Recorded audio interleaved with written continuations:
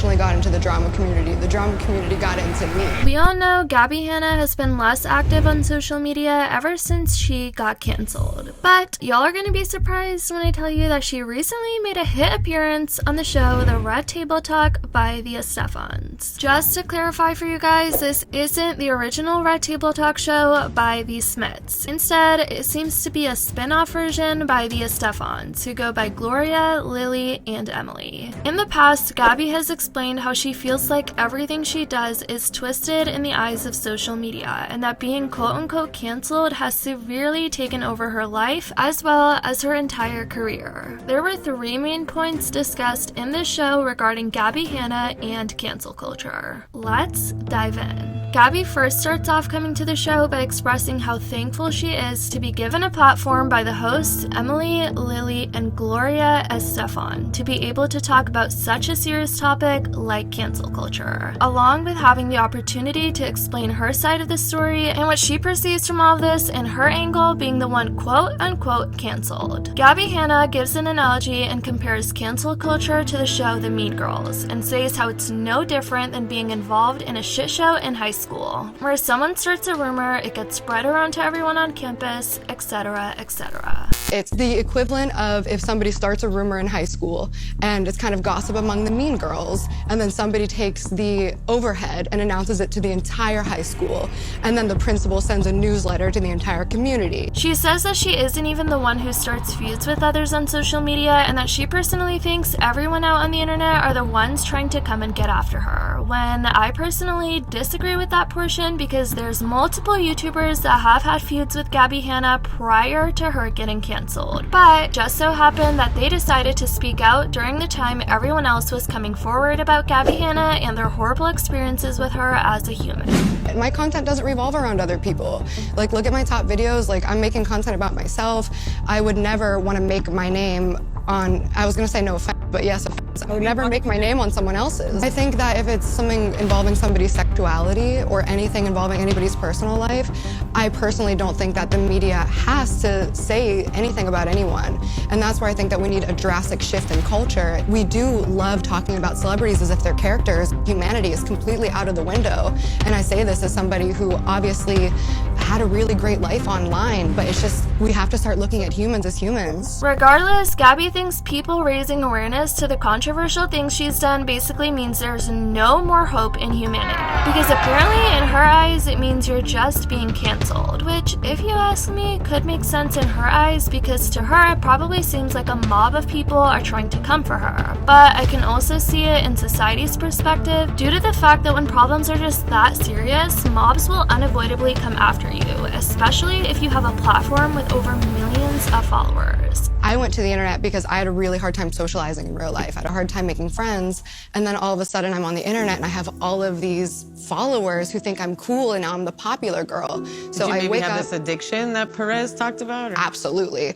But what upset me is through the course of this, I've lost 2 record deals. I've lost friends, opportunities, money, numbers. Like, there wasn't a professional, personal, financial, any type of benefit that I've gotten from this, and I have not wanted it. That's why I think I've tried every single thing that I could do, and then the only thing that I felt like I had left was, okay, I guess I just have to tell my side. But then halfway through that, I stopped, because even that, I realized, like, okay, this is not feeding my soul. Gabbie says that she doesn't want to be put on a pedestal by the internet, and identifies herself as a musical artist, while also talking more about her life when she first started getting into social media. I would identify as an artist, first and foremost, of a lot of different kinds. That's how I like to identify. That's what makes me feel good. And I started this when nobody knew what social media was. And I was 22 years old. I just came out of college, and I remember telling people I'm gonna be a Viner. And so I kind of dove into it without really understanding what that meant. And that's also when I didn't work through anything in my life yet. And I had so many mental issues going on, and I had so much past trauma. I was trying to figure out who I was. I was 22 years old, but now here I am and I'm 30, and there's so much of my life online and so much of my energy and my privacy that people now have access to that I wish I could eliminate. Gabbie further went on in this interview to confront Perez Hilton, who is also featured on the show, and discussed him face to face and said how he has no accountability for his past. Since I'm sure most of y'all know of Perez Hilton's past and how this man even ended up getting his TikTok banned shortly after that video he made towards Charli D'Amelio. Gabbie tells Perez that he should realize he doesn't have to have a say in people's lives, and he quite frankly has the option to just stay quiet and shut his mouth instead of gossiping about people on the internet. Damn. When I was back there, I was really eager to hear what you had to say, and it feels like you can't take accountability at all. From where I'm sitting, like hearing you speak, it sounds like you have no idea what you're saying. You sound like such a hypocrite. You're still doing the thing that you got canceled for, but you know you don't have to say anything about anyone. Like you can just shut your mouth, and that'd be cool too. These two then went on a little back and forth about each other's past, saying this. A lot of people could say the same thing about you. In fact, over the last few months, many people have come forward accusing you of very hurtful, toxic, cruel things. And people can do their own research. And if they do, which you'll see, there's nothing there. But like you and I can disagree and we can have nothing but respect and love for each other, and that's a good thing. So thank you for just like pointing that out. Gabbie signs off explaining to the host, saying that even trying to prove her side of all her controversies didn't feel right to her, and she ultimately felt like none of it was actually feeding her soul nor making her happy as a human being. Everybody's already decided that I'm like this monster, combative, wants to hurt people person. Everybody created a version of me that's just not real. And it felt like everyone in my actual real life, not the people who pretend to know me based on whatever interaction they've had. They say it feels like the people on the internet literally think you're the opposite of who you are. And I wanted to prove them wrong. Like I just wanted to show them who I was, but that's where the ego comes in, is I cared so much still about what other people thought about me. Still now? No, not now, but like at that point when I was like making those videos and trying to defend myself and tell my side. I've always been like an oversharer.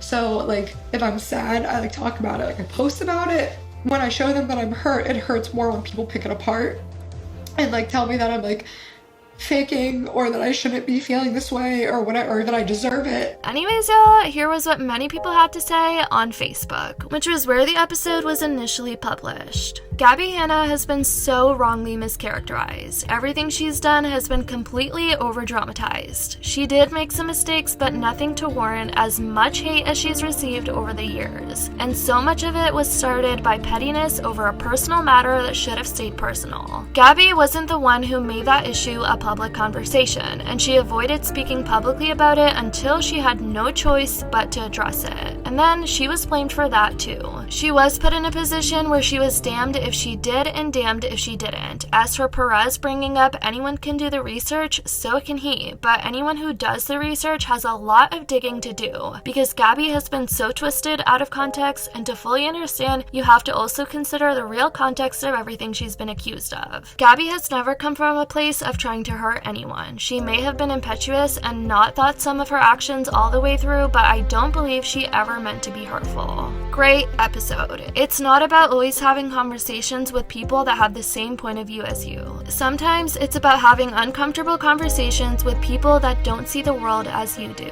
I think you learn more when you are exposed to a situation when you need to agree to disagree, but most importantly, come together as a society that values respect and empathy. I'm sorry, but life is hard, and if you are a person that your life is out there, there is no privacy if you are known. Cancel culture is toxic with its constant steamrolling and dragging. We've known for how long all the trolls and jackholes have taken it over, so let's just call it what it is now: angry mob culture using technology and keyboards in places of torches and pitchforks. Cancel culture equals less money for the financial consequences always seem to be the only way for the toxic behavior to stop.